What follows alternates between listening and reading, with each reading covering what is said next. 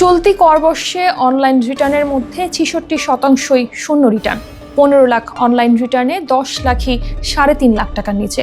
১০ লাখ করদাতা তাদের আয়কর বিবরণীতে যে বার্ষিক আয় দেখিয়েছে তার বিপরীতে কোনো কর দিতে হয়নি, এমন তথ্য দিয়েছেন জাতীয় রাজস্ব বোর্ডের চেয়ারম্যান মোহাম্মদ আব্দুর রহমান খান।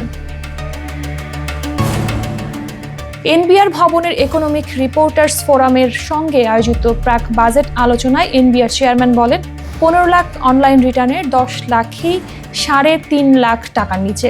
এরা ১ টাকাও ট্যাক্স দেয়নি। 2/3 পেপার রিটার্নের ক্ষেত্রেও একই চিত্র। মফস্বলে যান, চিত্র কিন্তু একই। এটি বাড়িয়ে ৪ লাখ করলে শূন্য রিটার্নের সংখ্যা আরও ১ লাখ বেড়ে যাবে।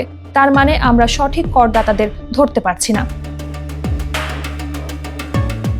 ২০২৪-২৫ অর্থ বছরের বাজেটের করমুক্ত আয়সীমা ৩.৫ লাখ টাকা করা হয়, অর্থাৎ ১০ লাখ করদাতা তাদের আয়কর বিবরণীতে যে বার্ষিক আয় দেখিয়েছেন তার বিপরীতে কোনো কর দিতে হয়নি। এ প্রসঙ্গে এনবিআর চেয়ারম্যান বলেন, আমাদের ৩.৫ লাখ থেকে ৪ লাখ বা ৫ লাখ টাকায় নিয়ে আসা যৌক্তিক কথা। সমস্যা হলো এখন ডিজিটালি রিটার্ন সাবমিশন হওয়ায় সব তথ্যগুলো আমার হাতে চলে আসছে। করদাতা কর দিতে চায় না জানিয়ে তিনি বলেন, কোয়ালিটি ট্যাক্স পেয়ারের সংখ্যা খুবই কম। এখন যদি আমরা এই সিলিংটাকে আরো একটু বাড়িয়ে দিই তাহলে বড় একটা গ্রুপ যারা মিনিমাম কর দিত তারাও এই জিরো ট্যাক্সে চলে যাবে।